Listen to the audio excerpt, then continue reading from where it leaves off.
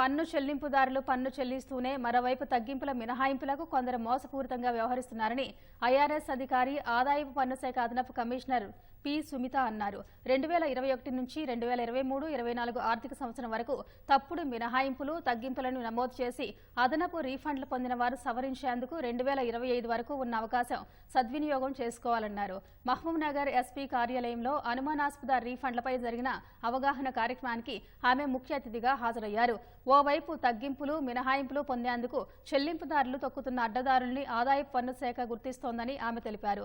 File చేసిన returns సరైనవా కాదా, నమోదైన మినహాయింపులకు అర్హత ఉందా లేదా ఎప్పటికప్పుడు పర్యవేక్షిస్తున్నామని పేర్కొన్నారు. తప్పుడు మినహాయింపులు మీరు అసలు క్లెయిమ్ చేయకోకుండా కరెక్ట్గా పద్ధతిగా మీరు ఇన్కమ్ ట్యాక్స్ రిటర్న్స్ ఫైల్ చేయాలని రిక్వెస్ట్ చేస్తున్నాం. ఇప్పుడు ఇక్కడ మాకు basic purpose of coming here అందరిలో ఇన్ఫర్మేషన్ పాస్ ఆన్ చేయడానికి. మా దగ్గర ఆల్రెడీ ఇన్ఫర్మేషన్ ఉంది, ఇలా ఇంతమంది ఇలా చేస్తున్నారు అని. ఇలా చేస్తే ఏమిటి కాన్సిక్వెన్సెస్, చక్కగా ఈ 31st లోపల మీ రిటర్న్స్ ఫైల్ చేయండి.